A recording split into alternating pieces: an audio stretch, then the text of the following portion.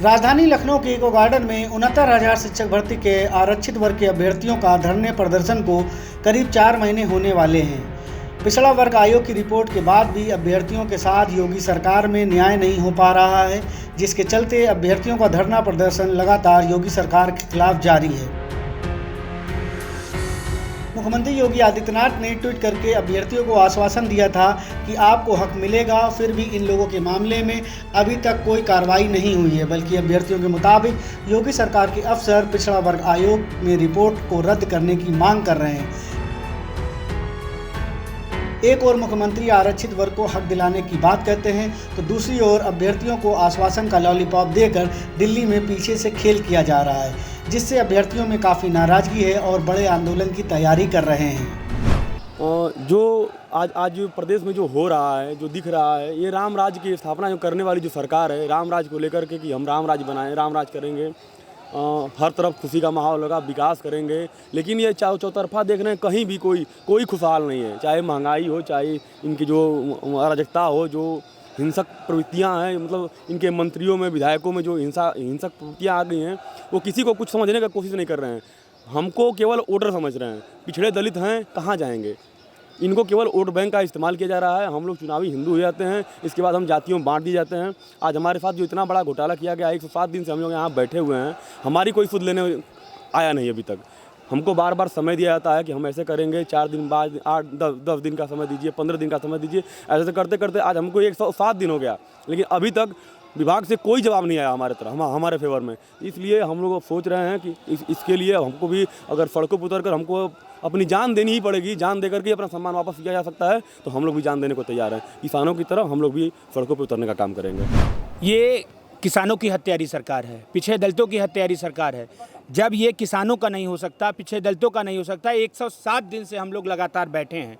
ये बताते हैं कि हम आपके मंत्री बना रहे हैं, हम आपके उप मुख्यमंत्री बना रहे हैं, तो ये पूरे प्रदेश को पता चल गया है कि मंत्री, उप मुख्यमंत्री सिर्फ स्टूल और प्लास्टिक की कुर्सी के लिए बनाए जाते हैं, सिर्फ और सिर्फ पिछड़े दलितों को छलावा करने के लिए बनाए जाते हैं। जल्द से जल्द मुख्यमंत्री जी हम लोग का निस्तारण कर दे, नहीं तो ये उत्तर प्रदेश का पूरा युवा, बेरोजगार, पिछड़ा, दलित इनके खिलाफ मोर्चा करेगा, बड़ा आंदोलन सड़कों पे करेगा। हम लोग तो जल्द एक आंदोलन डिसाइड करने वाले थे, लेकिन किसानों के साथ इतनी बड़ी ट्रेजेडी हो जाने के कारण हम लोग उनके शोक के साथ हैं। उनके जो उनके साथ ये ट्रेजेडी हुई है, उसके साथ पूरा भारत है।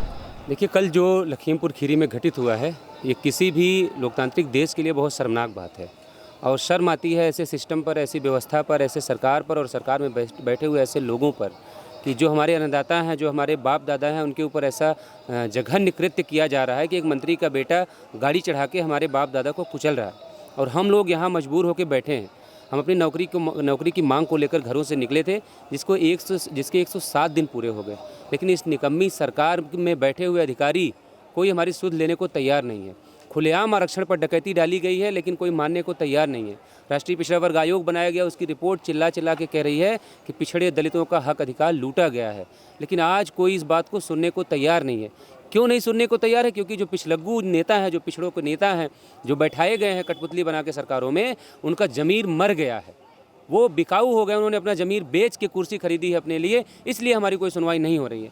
हम अपने किसानों के साथ हैं और उनकी दुख की घड़ी में उनके पूरे परिवार के साथ खड़े हैं और इसीलिए हमने आज ये फैसला किया है कि हम अपने आंदोलन में अपनी मांगों के साथ साथ अपने किसानों के साथ खड़े होने का भी एहसास कराएंगे और ज़रूरत आन पड़ी तो हम भी सड़कों पर उतरेंगे और अपने किसानों की तरह, जैसे उन्होंने बताया है कि मान सम्मान की लड़ाई में अगर जान जाती है तो चली जाए, तो हम लोग भी इस बात के लिए तैयार हैं कि आने वाले समय में जो भी आंदोलन होगा वो सड़कों पर होगा और अगर शहादत देने से ही सम्मान वापस मिलेगा तो हम लोग उसके लिए भी तैयार हैं। जैसा कि कल लखीमपुर में घटना हुई किसानों के साथ, ये बहुत ही निंदनीय है। सरकार पिछड़ों के लिए हमेशा बोलती है, पिछड़ों और दलितों को और किसानों को साथ लेकर चलने के लिए, तो सरकार को लेकर चलना होगा।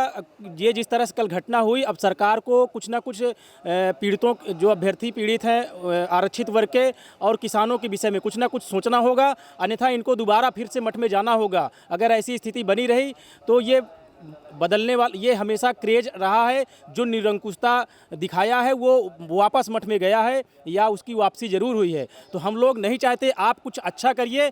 आपके साथ सदैव किसान और आम अभ्यर्थी, जो शिक्षक अभ्यर्थी है आरक्षित वर्ग से, साथ रहा है। लेकिन अगर आप उनका हक न्याय नहीं दोगे तो कोई ऐसा नहीं है आज के दौर में कि वो अशिक्षित है और वो अपने न्याय की लड़ाई नहीं लड़ना जानता है। और हम अपने हक की लड़ाई लड़ेंगे और किसानों के साथ भी हम रहेंगे और हम कहीं पीछे हटने वाले नहीं हैं।